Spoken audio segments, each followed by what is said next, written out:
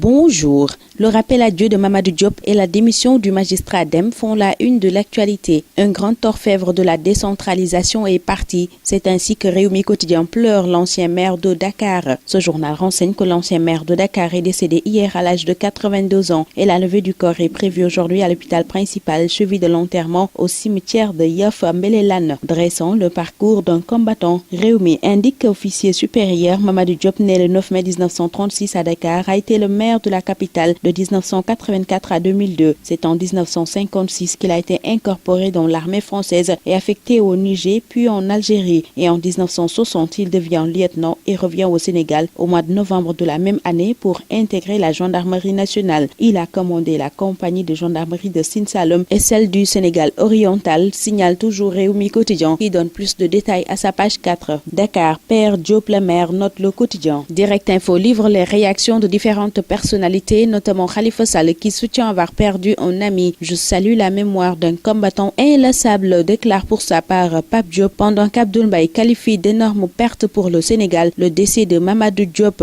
Ce journal ne manque pas de signaler le silence de Tanor et du Macky avant de s'interroger. A-t-il préféré ne pas assister au verdict du procès de Khalifa Sall le 30 mars 2018? Dans tous les cas, un grand commis de l'État s'en est allé selon le titre de ce journal. Le juge Dème aussi s'en va, nous apprend l'AS qui nous fait part ainsi de la démission du magistrat. À l'origine, ce journal signale la brouille avec Lansana Diabé. Et à en croire l'AS, c'est le dossier d'un terroriste qui a déclenché la démission. Ce journal livre la lettre incendiaire adressée au président et ses ambitions. Je démissionne du magistrature qui a démissionné, s'explique Ibrahima Dème dans Source A où il soutient qu'au-delà de la justice, c'est tout le pays qui est en détresse. Les Sénégalais sont fatigués, tonne le magistrat qui signale que l'on constate une gouvernance folklorique, clientéliste, népotiste, gabégique et laxiste. Il dénonce aussi le reniement, la trahison et le mensonge des plus hautes autorités. Le juge Ibrahima Dème claque la porte et accuse, titre en effet le quotidien où le magistrat explique sa démission, déplorant qu'une importante partie de la hiérarchie judiciaire ait distillé dans le corps une culture de soumission. La démocratie et la bonne gouvernance ne sont plus qu'un leurre au Sénégal, lance le juge.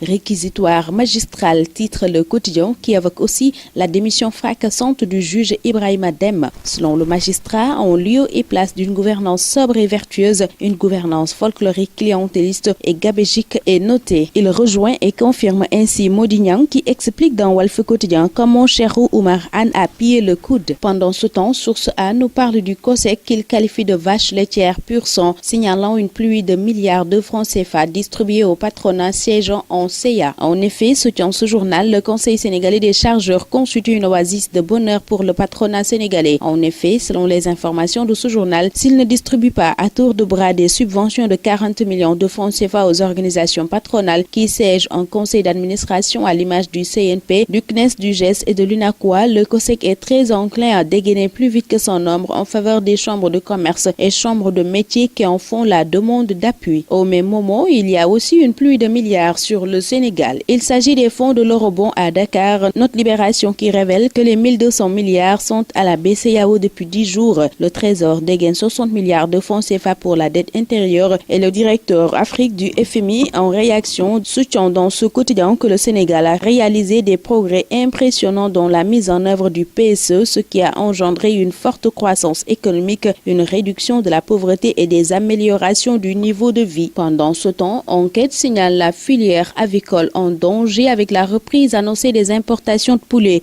Après une fermeture décidée en 2005 à la suite d'une grippe aviaire en Occident, le Sénégal compte à nouveau s'ouvrir au poulet des États-Unis, du Brésil et de l'Union européenne, nous apprend ce journal, où les aviculteurs s'inquiètent de l'arrivée prochaine des géants du secteur comme Dou et Zalar. Y'en a marre, au même moment, charge Macky relativement à une justice à deux vitesses, la gestion du pétrole, les rapports, les cartes d'électeurs, le parrainage, entre autres. La pré-campagne en vue de la présidentielle est ce qui intéresse principalement Rewmi Quotidien. Et subitement, le débat devient sérieux, s'exclame à sa une ce journal qui analyse la situation à travers la plume d'Assane Somb à la page 4 de ce quotidien. Et à la page 7 du quotidien Observateur, l'on raconte l'histoire inconnue de Idjatou Diallo, cette dame accusée d'avoir tenté d'enlever un jeune écolier à la Médina. Atteinte de déficience mentale, Idjatou Diallo est suivie depuis 15 ans à l'hôpital psychiatrique de Thiaroye, renseigne ce journal qui révèle que la dame a d'ailleurs divorcé à cause de ses problèmes psychiatrique. Cette mère de 3 enfants a fugué de la Guinée où elle était retenue par son père. D'après ce quotidien qui note que selon l'analyse psychiatrique, c'est l'instinct maternel qui la pousse à agir de la sorte. La grave maladie d'une voleuse d'enfants titre par conséquent ce journal. Keita Baldé rentre à Monaco et le titre de Stade, le quotidien du sport, qui nous fait part ainsi d'un 3e forfait dans la tanière. Forfait, Keita Baldé est rentré à Monaco, renseigne aussi à sa une record qui présente Sow et Mambiram en fer de lance pour le match amical Sénégal-Bosnie prévu à 18h.